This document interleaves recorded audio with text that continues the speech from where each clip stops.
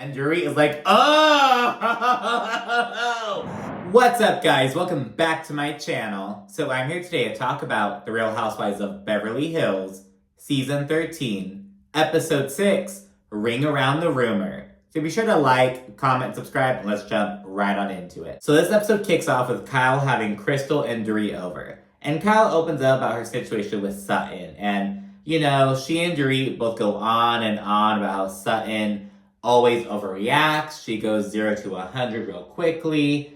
And Dorit says something about, oh, Sutton, she's a drinker. And remember, I believe it was Teddy Mellencamp. She made some similar comments about like, oh, well, Sutton's a bit of a drinker, blah, blah, blah. So we're starting to see that. Productions including some more clips of like Sutton at the house, drinking a cocktail, her going out and ordering a cocktail and being like, oh, it's Friday. So we're starting to see some of that narrative. Who knows if Sutton previously drank a lot as well. Maybe this kind of didn't include that. I don't know, but we're starting to see more of that kind of going on, more of that narrative being pushed. And Kyle agrees, and they both say like, oh, she probably puts liquor in her coffee, blah, blah, blah. Kyle says, oh, vodka makes Sutton mean, and this keeps going on, but Crystal really shuts both of them down in the confessional. She's like, okay, Dorit, you're calling Sutton a drinker when you literally have this whole cocktail that everyone knows, a fucking Belvedere and Club soda in a short glass, 3 lemons, carcass out, like, that's her, like, thing, you know what I mean? So Crystal brings that up, and she's also like, okay, well, Kyle, now that you're suddenly sober, you've been sober for, like, 5 minutes, she's been sober for, like, 7.5 months, but, you know, beside the point, but she's like, you just got sober yesterday, and you're over here talking shit about people who drink, like, girl, get out of here. So Crystal's trying to fucking check in. I'm really glad, you know, people are kind of saying, okay, Crystal has kind of like a slow start. And it's kind of understandable because, like, you know, Kyle, Dorit, Sutton, they really kind of like ate up a lot of the first few episodes. Now we're starting to get Crystal pop in.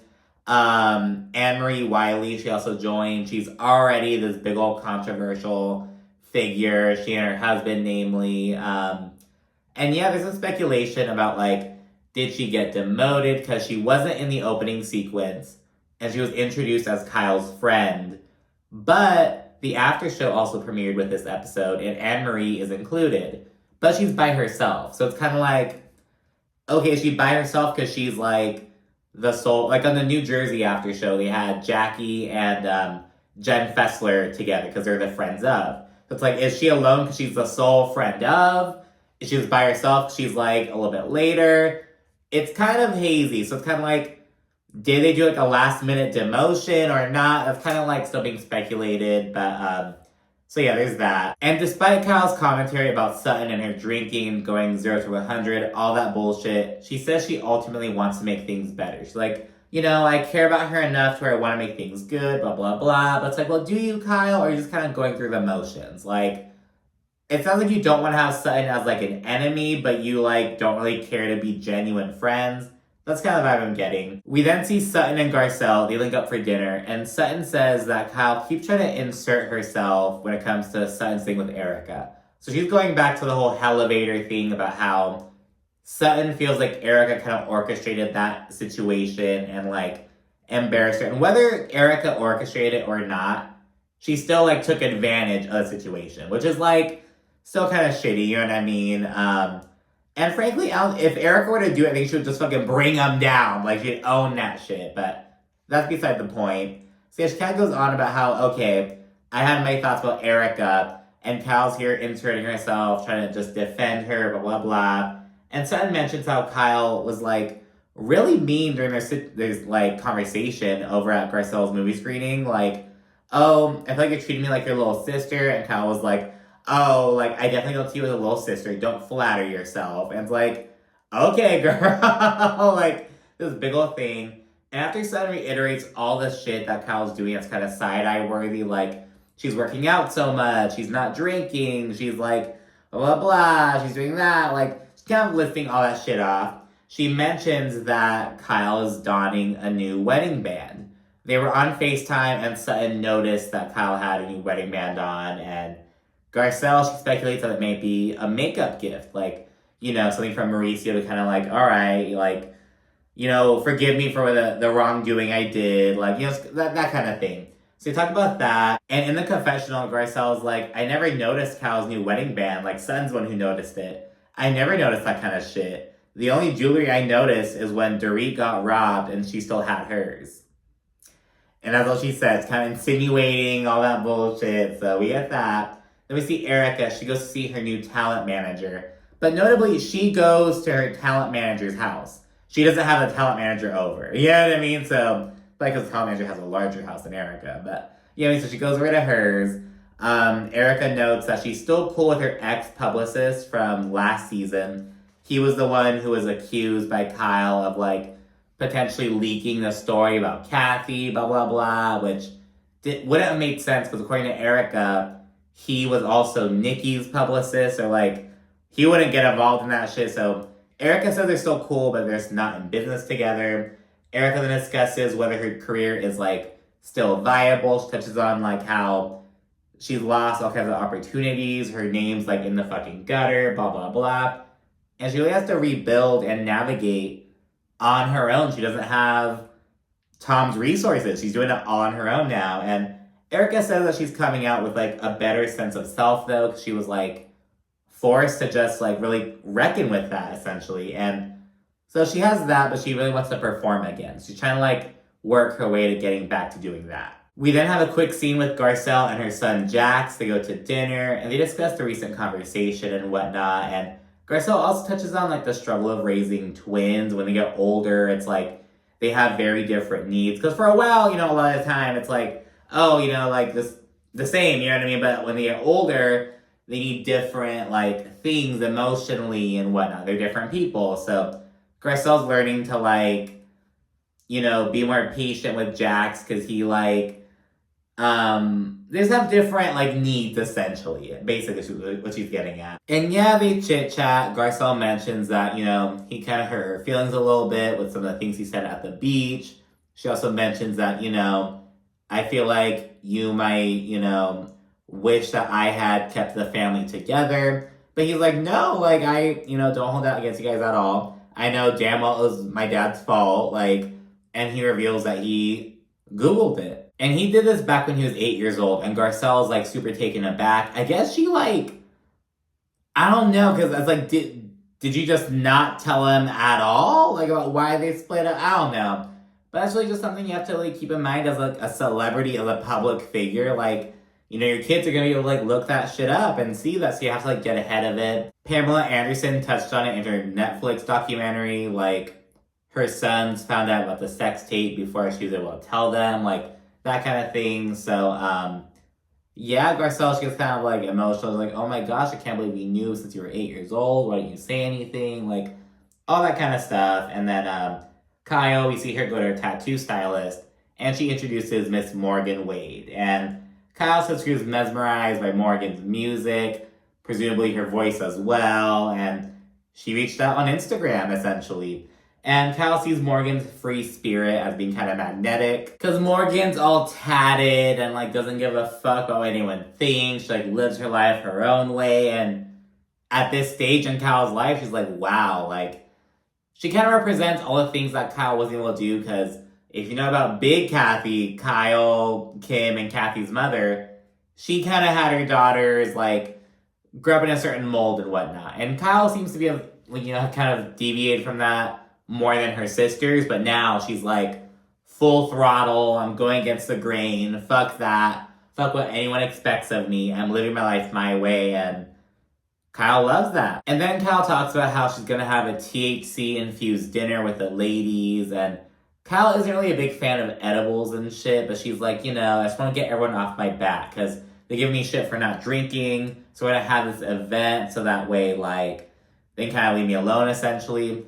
And Morgan kind of puts it in perspective. She's like, oh, well, don't feel pressure to do anything, blah, blah, blah. Because Morgan's been sober for, like, 6 years, and she's like, when I became sober, I lost all kinds of friends. Just kind of, like, chit-chatting and whatnot. But anyways, Kyle then gets her tattoo. It's, like, Saturn with some stars right here on her hip and whatnot. Then afterwards, we see her go to Mauricio. She shows him. And by the way, Kyle still has not read Mauricio's book at this point. And he's like, you haven't read the whole thing yet? Like, well, I haven't read my book. Like, what the fuck? So We learn that, and she shows him the tattoo. He keeps fucking calling her Love Bean. I'm getting so annoyed with it. It's like, bro, you never called her this shit before this season. What the fuck is going on? So that happens. We then see Sutton, and we just see her at home at first. We see someone, like, walking up to the door and everything, and then we just hear her voice. Hello, Miss Sutton. Thank you. And I'm like, oh my god, it's Alessandro, the matchmaker. Like, it's so funny to see Avi, the property manager. He's talking with, like, one of Sutton's assistants. Sutton just has gay assistants just, like, coming out of the fucking woodwork. But anyways, once he hears Alessandro, he's like, oh my god. Beautiful. Oh god, here she comes. She's very bubbly. But yeah, Dorit also drops in, and she gives the matchmaker her take on Sutton. She's like, oh, Sutton's kind of snippy, and she's not very self-aware. When people try to comfort her, she'll kind of lash out at them. Dorit's kind of like getting her lick back on Sutton after Sutton snipped at her on the way back to the private jet. So yeah, she was talking shit essentially. They then do this like activity where they show Sutton these 3 eligible bachelors. Sutton, one of them, he's like the CEO of an entertainment company, and Sutton's like, oh god, I'm swiping left. And she disqualifies another guy solely based on what he's wearing. Like, maybe this was an entertainment guy, I don't remember. But he's wearing like a black jacket, a black shirt with a black tie, and Sutton's like, oh no. And Alessandra, the matchmaker, she's like, oh Sutton, like, keep an open mind. What if everyone judged you based on what you wore on your first date? And Dorit is like, oh! Because remember, Sutton, she had that fucking cat sweater and shit, and it's like, just so cringy and everything. And she had these fucking leather shorts that were very unflattering. Sutton should, like, never wear shorts. That's a different story. But yeah, just really fucking funny and whatnot. She winds up agreeing to go on a date with one of them. Who knows if we'll see it on the fucking show or not. It's gonna go poorly. I just fucking know that. Sutton needs, like, a guy who, like, retired and he's, like, a fucking museum curator. She needs, like, a fucking weird, like, I don't know. Sutton just needs, like, she needs someone who, like, is, like, fucking studied, like, the Bronte sisters and teaches exclusively on, like, some fucking, like, niche. I don't even know what Sutton needs. Maybe an equestrian to get into that kind of vibe. I don't know. She just needs, I don't know, girl. She'll figure it out. Ladies then prep for Cal's event, and Cal reveals that she tattooed a K onto Morgan. And this has everyone talking on the fucking after show. They're like, girl, I don't have anyone's initial, I want to get my friend's initials tattooed, blah, blah, blah. But Cal points out that, like, Morgan is so fucking tatted that, like, it's not even a big fucking deal at this point. And, you know, Cal points out that Morgan already has, like, a roll of toilet paper tattooed, like, she's, like, all tatted of her, like, just sleeves, like, on her neck, her, like, hands, all that shit. But on her fucking leg, like, she's tatted, like, all over, from what it seems. So she's kind of like, it's not a big fucking deal.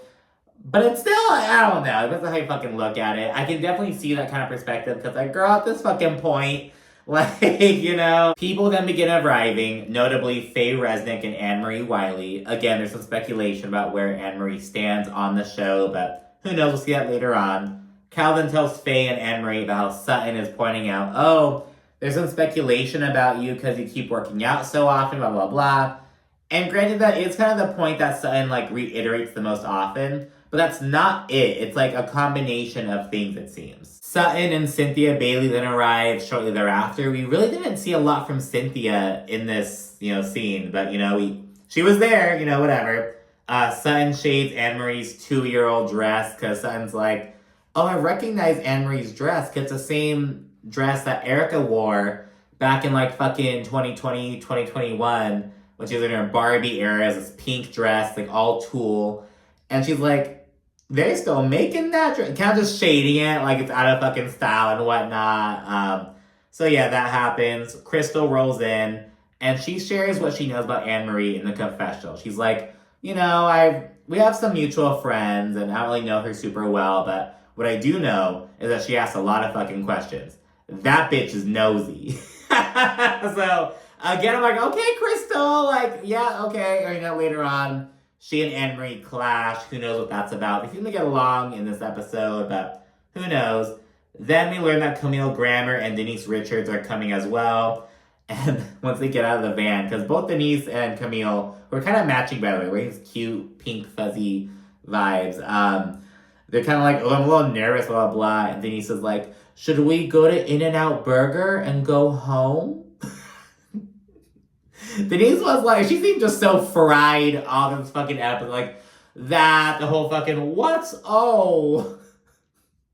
And this fucking like, oh, the hors d'oeuvres. Like, she's so in her own world. I love Denise Richards. We have too much of the hors d'oeuvres. So yeah, it's a house full of bitches at this point, all kind of mingling and whatnot. And right before they segue to dinner, Sutton pulls Cal aside and asks to chit-chat. And then we see a little interaction between Faye and Camille. They're kind of like, oh, hi, nice to see you, blah, blah, blah. They're kind of just shit-talking each other under their breath and shit. Faye has, like, her seat card be changed because they're initially seated across from each other, which is like really stupid on Cal's part. It's like, girl, like, you messy bitch. So we see that happen. Back to Sal and Cutton. Not Sal and Cutton, bitch. Kyle and Sutton. It's been a long day, honey, but I'm here. I'm not falling behind again, damn it. Sutton admits that she wasn't really acting like herself back when she was talking with Kyle, and she explains that, okay, my ex-husband, Christian, he called me and mentioned he got a huge promotion, but he has to move to London, like, indefinitely.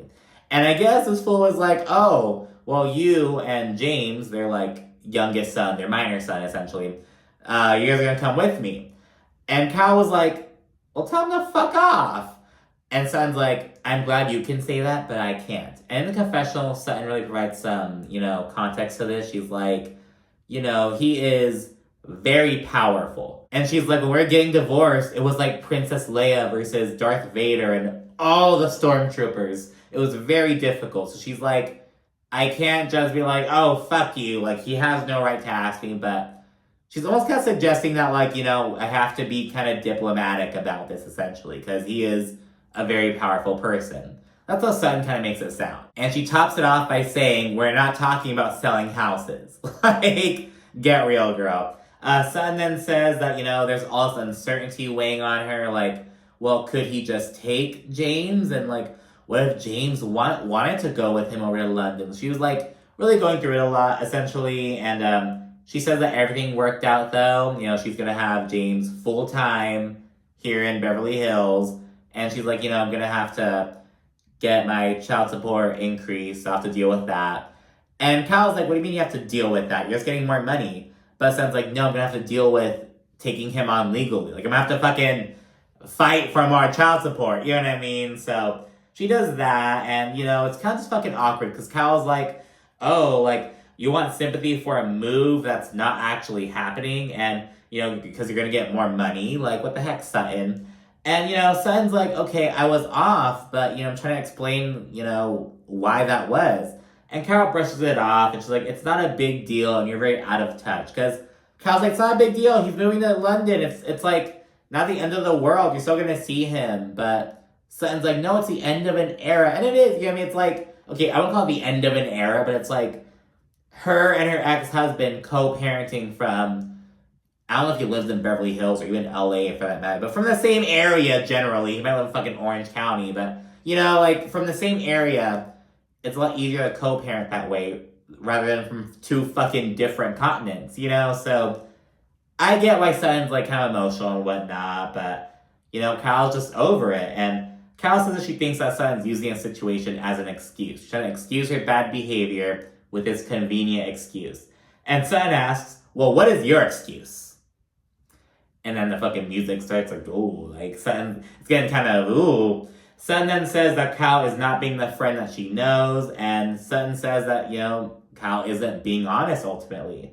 And then Crystal joins at this point, and she's kind of like, what's going on? Are you guys all good? Like, everyone's waiting for you? Because remember, everyone's at the table, like, waiting to get on with this fucking THC-infused dinner, but it's just not happening. And Kyle said that Sutton just did not seem right. And she says all this shit like, I don't know what it was. I don't know if it's because of the medication for your feet, which seemed like a low blow. I wouldn't call it like a low blow, but Sutton was kind of like, Because she hadn't, like, talked about that. You know what I mean? So Kyle brings that up. She's like, I don't know if it's because you were drinking, blah, blah, blah, but you seemed off. And Sutton gets pissed off and storms off. You know, she's like, what the fuck? And Kyle's like, if you have something to say, Sutton, then say it.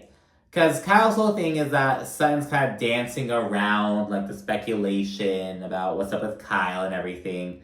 And Kyle's just like, okay, well, like, just fucking say it. But it's like, girl, you can read the writing on the wall. Like, I don't know. It's kind of fucking weird. Kyle thinks that Sutton's acting concerned, but Crystal's like, I think you're both doing the same thing to each other, like, to be honest with you.